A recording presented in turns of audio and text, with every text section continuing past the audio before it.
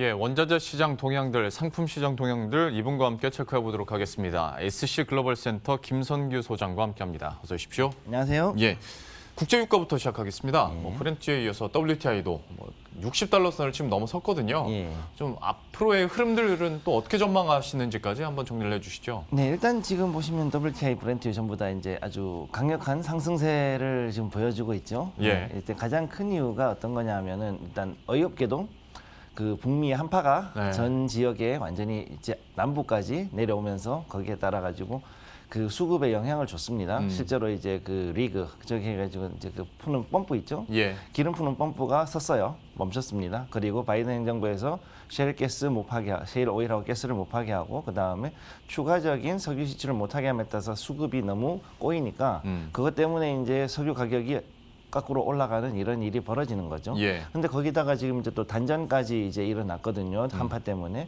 그러다 보니까 이게 그 전기로 돌아가는 소형 리그 같은 경우 거기도 이제 또 푸지를 못하는 일이 벌어지는 겁니다. 예. 그러다 보니까 이제 자꾸 이제 국제 유가는 자꾸 올라갈 것이고 제가 봤을 때 2년 전에 만들었던 박스권인 그 WTI는 60에서 65달러대까지는 충분히 올라갈 수 있을 것으로 지금 보고 있고 그다음에 브렌트유 같은 경우는 지금 이제 한 65달러에서 70달러대, 못해도 한 67달러대까지는 무난하게 올라갈 수 있을 것이라고 저는 일단 그렇게 보고 있습니다. 그러니까 $50 후반대에서 $60 오기까지는 사실 뭐 미국과 사우디 상황도 안 좋았고, 그러니까 공급 측면에서 좀 오른 감이 있었는데 얘기해 주신 것처럼 지금은 북미 한파 때문에 또 네. 수요 측면에서 상승 압력을 계속 받고 있고, 그 북미 한파 얘기하신 김에 난방을 많이 뗄 거 아닙니까? 그렇습니다. 그러면 또 천연가스 쪽으로 눈이 돌아갈 수밖에 없는데 이쪽 예. 시장은 어떻습니까? 사실 이제 그 이 천연가스 같은 경우는 일반적으로 지금까지는 계절주였지 않습니까? 네. 그래가지고 겨울에 주로 이제 많이 요동을 치고 또 그때 많이 올라가는 그런 상품인데 이번에 지금 많이 올라갔어요 실제로. 그래서 지금 이제 전 고점을 향해 가지고 이제 가고 있고 잘하면 이번에 이거를 아마 뚫을 수도 있지 않을까. 저는 일단 그렇게 보고 있습니다. 예. 그래서 이게 지금 기상이변이라는 게 굉장히 여러 가지로 지금 큰 영향을 주고 있어요 상품들에다가 그 단순하게 이런 에너지뿐만 아니라 이제 농축산물에도 사실 나중에 이제 좀 얘기하겠지만 그쪽에도 영향을 주고 있기 때문에 예. 이 가스 같은 경우는 특히 이제 그런 거에 대해서 전초전이라고 보시면 됩니다 사실은.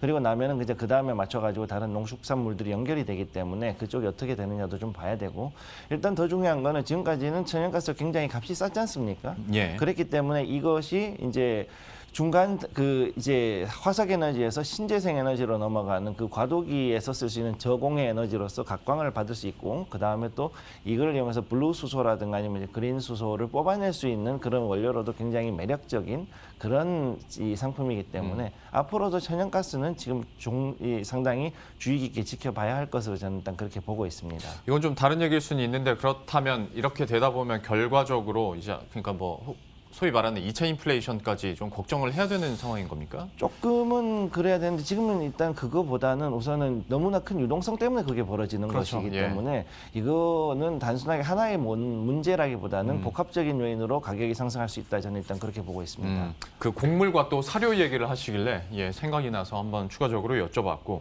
백금 같은 경우에는 6년 만에 최고치인데 이거는 왜 그런 겁니까? 원래 백금은 비쌌습니다. 원래는 금보다 비쌌고 네. 그랬는데 이제 2010년도 그때쯤 돼가지고 이제 백금하고 금이 가격이 역전이 된 다음에 10년 동안 계속 금이 우세를 지키고 있었죠. 네. 그렇게 해가지고서는 지금까지 그걸 넘지를 못했었는데 이제 거의 비슷한 수준으로 서서히 올라가려는 그런 모습을 보여주고 있거든요. 지금 이제 백금 가격이 오늘은 약간 조금 떨어지는 모습을 보여주고 있지만은 어제 같은 경우 굉장히 길게 꼬리를 주고 1,300달러대를 넘어가는 모습을 좀 보여줬었고요. 네. 그다음에 특히 이제 여기서 중요한 게 뭐냐면은 백금의 수요가 지금 굉장히 늘어나고 있다는 겁니다. 예. 단순히 이제 지금까지는 그 자동차 특히 이제 디젤 자동차의 촉매로서 이제 배기가스 규제용으로 해서 썼던 그 백금이었는데 예. 이게 이제 중국에서 유행이 돌기 시작했습니다. 네, 그래가지고 지난 4분기부터 해가지고 그 백금이 한 25% 이상 수요가 중국에서 엄청나게 발생을 해가지고 예. 그 결과 이제 백금 가격을 당겨 올린 것이 역시 이제 중국에서 그 머니가 많이 들어온 것도 좀 있습니다, 사실은.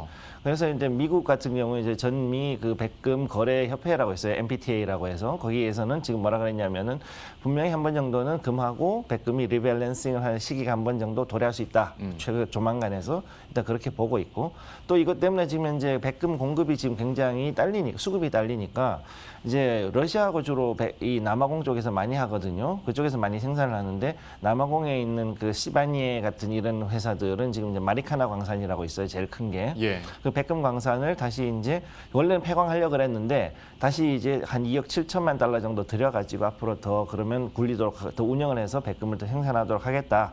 지금 이렇게 말을 돌릴 정도로 지금 앞으로 이제 백금 가격은 충분히 더 올라갈 수 있다. 그렇게 보고 있습니다. 저 차트상으로 백금 거래량으로만 봐도 네. 지난해 11월 말부터 좀 꿈틀하나 싶다가 올해 들어서 거래량이 뭐 기존보다 5배, 한 7, 8배는 더 늘어난 것 같습니다. 사실 요건 이제 대표 월물이니까 그런데요. 예. 요거 이제 말고도 연결로 보더라도 사실 이제 최근 들어가지고 백금에 대한 추세는 상당히 강하게 올라갔습니다. 그러니까 예. 요건 좀 지켜볼 필요가 있죠. 예. 대신에 이제 지금 들어가기에는 사실은 조금 늦은 감은 그렇죠. 있어요. 네.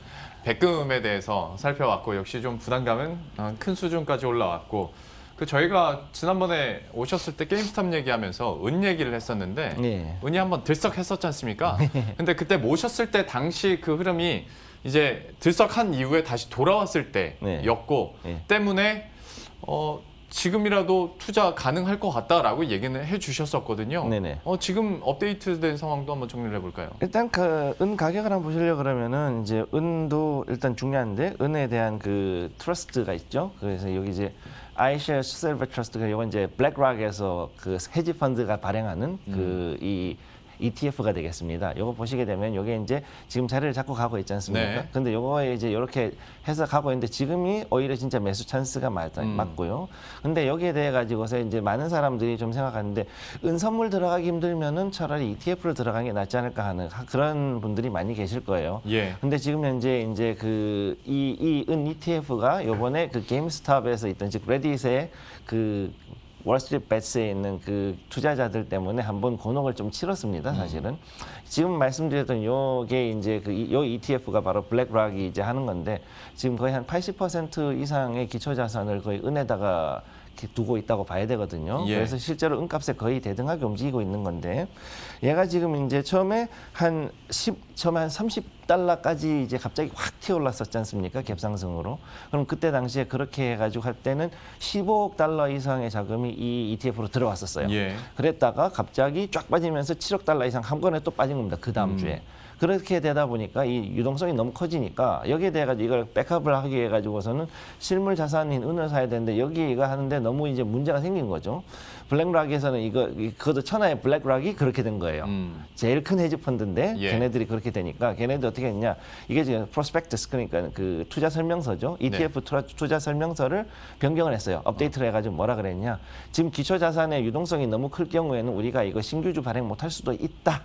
이렇게 아예 그냥 딱 그렇게 바꿔버린 거죠. 그래서 리스크 섹터를 그렇게 바꿔버렸습니다. 그 다음 자료 보면서 좀 설명을 듣는 게 이해가 빠를 것 같습니다. 네, 그래서 이게 지금 이제 블룸버그에서 나오는 요 자료인데요. 이걸 보시게 되면 요때 갑자기 이제 게임스탑 했던 그 개인 투자자들이 야 이제 은으로 가자 해가지고 은 선물로 가다가 그렇죠. 은 선물에서 이제 이걸 땡기기가 힘들다고 판단이 되니까 너무 덩치가 크니까 네. 그럼 ETF를 흔들어 가지고 ETF를 가지고서 은 선물을 흔들어야지라고 하니까 애꿎은 블랙락만 이제 여기서 고생하게 되는 거죠. 왜냐하면 기초 자산이 이게 기존에 있는 그 발행한 ETF의 그 쉐어가 있잖아요. 예. 그럼 그 쉐어가 있는데 이걸 가지고서는 이만큼 유동을 맞추려고 그러면 결국은 콜로 해가지고서는 땡겨야 된단 말이죠. 그렇죠. 땡겨야 되는데 이걸 하려고 그러니까 금값이 너무 뛰어오르고 그래가지고 지금 막 살라 그러니까 또 이번 또 금값 확 떨어지고 이러니까 이게 도저히 자기들 입장에서는 부담스러운 거예요. 네. 이게 시총이 얼마 정도 되냐면 대충 한 1조 달러 비스무리하게 가는데 이게 지금 흔들거릴 정도면은 블랙락이 지금 사실 그 정도면 엄청나게 큰 데미지를 볼 수 있거든요. 네. 그러다 보니까는 부랴부랴 투자 설명서까지 뜯어 고칠 정도로 이렇게 갔단 말입니다. 그러니까 자칫 잘못했다가 배보다 배꼽이 크게 생긴 상황에 놓일 수도 있으니 네, 좀 그렇죠. 급하게 투자 의견이나 그 보고서를 써서 좀 바꾼 거군요, 작전을. 예, 그래서 그걸 SEC에다 그걸 바로 해가지고 올려가지고서는 그냥 바로 바꿔버린 거예요. 그러다 보니 이게 웃기는 게 뭐냐면은 이제 그러니까 이 개인 투자자들이 ETF를 가지고서도 이런 그 전체적인 선물 시장에 어떤 왜곡이라든가 아니면 되면 이거를 이용해서 돈을 벌던 헤지 펀드들의 대형 손실을 줄 수 있다는 게 이제 보이게 된 거죠. 그러다 보니 앞으로 이제 그 굉장히 보수적으로 가든가 아니면 헤지 펀드들이 또 다른 길을 찾게 될 것이라고 보고 있고 그런 말미암아서 앞으로는 이제 그 ETF에 들어가는 거에 대해서 조금 더 신경을 더 많이 쓰고 공부를 해야지만 개인 투자자들도 손해를 보지 않고 갈 수 있게 되는 그런 상황에 이제 도달하게 된 겁니다. 그러게요. 참 ETF까지도 이렇게 어떤 변동성이 커진 상황이기 때문에 여기에 대해서도 우리도 공부를 많이 하고 운용사에서도 좀 머리를 많이 써야 될 것 같습니다. 그리고 앞에서 이제 천연가스 얘기하시다가 그 곡물 얘기가 나와서 제가 어떤 이체 인플레이션 얘기를 잠깐 꺼내긴 했었는데 기상이변이 계속 이어가다 보면 지금 곡물 그리고 사료 가격도 오를 수밖에 없는 상황이지 않습니까? 그리고 이걸 만들기 위한 원재료들의 지금 가격이 이미 오르고 있으니까 예. 그러면 앞으로의 흐름들 가격 인상이 추가적으로 계속 나타날 것인가에 대해서는 어떻게 전망하세요? 불행히도 그거는 계속 올라갈 거라고 저는 보고 있습니다. 지금 되게 어려운 상황인데요. 일단 대두하고 옥수수 가격 보시면 대두 같은 경우는 지금 이제 누림목 잡혀가지고 네. 쉬어가지고 하고 있지만 거의 14달러대를 다시 한번 뚫을 준비를 하고 있거든요.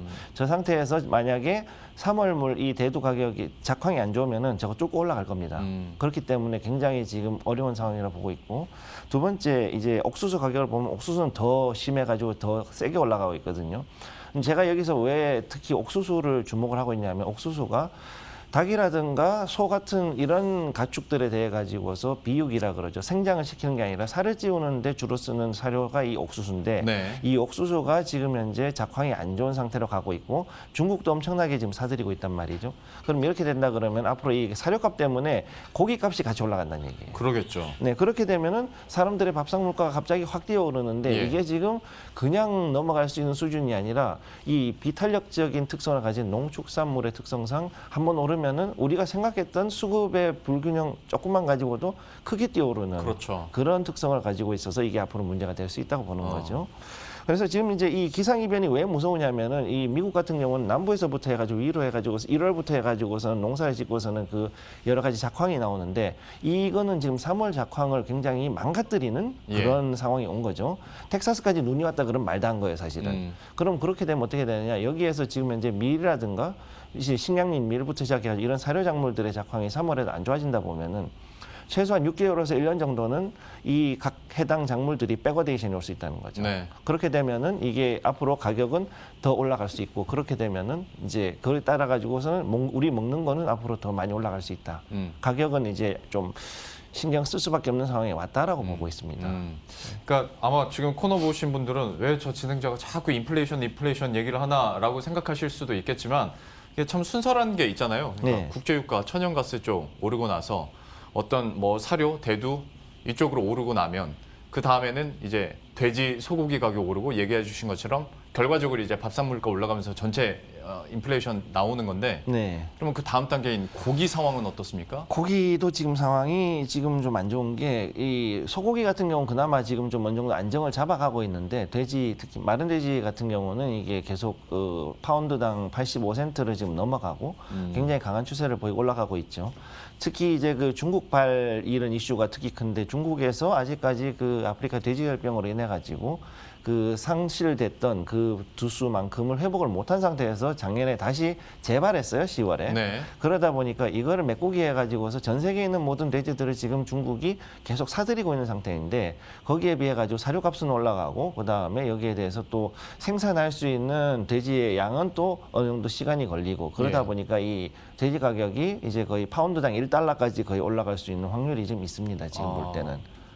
지금 차트상으로 저희가 그 최근 6개월치밖에 없어서 네. 한번 궁금한 점이 예. 아프리카 돼지열병이 한창 심했을 때 예. 그때 가격 상승폭이나 추이와 그리고 지금 추이와 비교하면 어떠했습니까? 그때 당시에는 오히려 떨어졌었거든요. 아, 예. 2년 전 같은 경우에는 오히려 이제 그 돼지 가격이 떨어졌던 가장 큰 이유가 뭐냐 하면은 미중 분쟁을 하고 있는 상태에서 중국이 그래도 우리가 자력 경상하겠다 그러고 다른 나라에서 막 수입을 하고 미국제라든가 이런 그 미국 고기를 안 샀단 말이죠. 그러니까 재고가 쌓여 있었기 때문에 오히려 가격은 떨어졌습니다. 근데 지금은 이제 이 정도 2년 지나고 나니까 정말로 필요한 거예요. 코로나까지 오고 나니까 그 다음에는 실제로 정육 공장이나 도축 공장 이런 데가 완전히 그 다 문을 닫아버린 상태였기 때문에 예. 그래서 전에 일단 말씀드렸지만 작년에 타이슨 푸드라든가 이런 데가 7월 이후로는 그 엄청나게 생산량이 저하되고 그 다음에 자동화를 시켰음에도 불구하고 아직까지 그만큼의 그 도축 그다음에 정육 그다음 이런 것들이 그 프로세싱 하는 것들이 굉장히 그 뭐 회복을 못 하고 있는 상태란 말이죠. 그러면 나간 것은 많은데 이제 새로 생산되는 게 적으니까 수급에 부족이 발생하고 그럼 결국 이게 가격을 그 상승을 밀어 올릴 수밖에 없는 겁니다. 참 저희가 사실 뭐 매일 마른 돼지의 가격을 쫓아가는 건 아니니까 그 개념이 잘 안 잡혀 있지만 그래도 이런 상승폭 자체가 그러니까 이미 시장 가격 인상이 나타나고 있다라는 점은 우리가 좀 염두를 해둬야 될 것 같습니다. 뭐 앞에서부터 이렇게 도미노처럼 계속 영향을 받고 있는 거니까요. 흐름들을 계속 지켜봐야 될 것 같고요. 돼지 가격은 여기까지 한다 하더라도 보신 것처럼 원자재 가격 자체가 워낙 지금 붐업이 되고 있지 않습니까? 네네. 지난해부터 구리 가격은 이미 반응을 하기 시작했고 이제 원유 가격도 60달러 선을 넘어섰고 하다 보니 이제 뭐 원자재 슈퍼사이클 얘기 당연히 나오고 보고서들도 참 많이 나오던데 네네. 참 지금 상황을 어떻게 보고 그리고 이걸 전략적인 측면으로 어떻게 녹여낼까에 대해서는 어떤 아이디어 가지고 계십니까? 지금 두 가지 아이디어가 있는데 우선 하나는 일단 지금까지 해가지고서는 경기 부양을 해가지고 2008년도 당시에 즉 금융위기 이후에 거의 6조 달러 가까운 돈을 지금 그 양적 완화를 해가지고 QE를 해가지고 풀었단 말이죠. 네. 그런데 거기에서 코로나 때문에 다시 또 거의 그 정도 수준 혹은 그 이상의 돈이 지금 풀려 있는 상태란 말이에요. 미국 같은 경우. 예. 그리고 거기에다 다른 전 유럽이라든가 다른 아시아 쪽의 중앙은행들도 지금 이제 양적 완화를 하고 그다음에 경기 부양책을 즉 스티뮬러스 팩을 계속 지금 집어넣는 상태에서 엄청난 양의 돈이 풀려 있단 말입니다. 그럼 이 돈들은 유동자금이 돼가지고 실물단에서는 도저히 돌지를 못하기 때문에 결국 금융 쪽으로 오다 보니까 제일 먼저 일어난 것이 주식시장이 엄청나게 버블이 일어났고 저는 일단 이쯤 되면 거의 버블이라 보거든요. 이쯤 되면. 그럼 여기에서 이게 하다가 안 되니까 그 다음에 이제 이거를 커버할 수 있는 게 더 큰 시장이니까 채권 시장으로 돈이 또 그만큼 옮겨가고 예. 왜냐하면은 어쨌든 제로금리임에도 불구하고 어쨌든 여기다가 뭐 다른 걸 하면 약간이나마 수익은 나니까 네. 그쪽으로 옮겨가려고 옮겨갔는데 문제는 여기에서 지금 이제 다 찼단 말이죠. 그러니까 어떻게 하냐 지수 선물이라든가 이제 이쪽으로 넘어가고 거기서도 이제 다 찼으니 이제 그러면 상품 선물로 넘어가는 단계란 말이죠. 즉 거의 끝물에 다 왔다. 이 상품이 이 유동자금 때문에 올라간다는 것 자체는 네. 이제 끝물이라고 보셔야 되는 겁니다. 그렇게 해서 일어나는 상품 원자재로 인한 인플레이션은 결국은 또 다른 문제로 촉발할 수 있다라는 거죠. 그래서 이것들로 봤을 때는 지금 이제 슈퍼 사이클이라고 하지만은 제가 봤을 때는 이거는 사실 좀 많이 위험한 상태에 왔다. 즉 유동 자금이 더 이상 갈 데가 없어가지고 떠돌다가 이제 원자재까지 왔다라고 보는 거죠. 저는 예. 이제는. 예.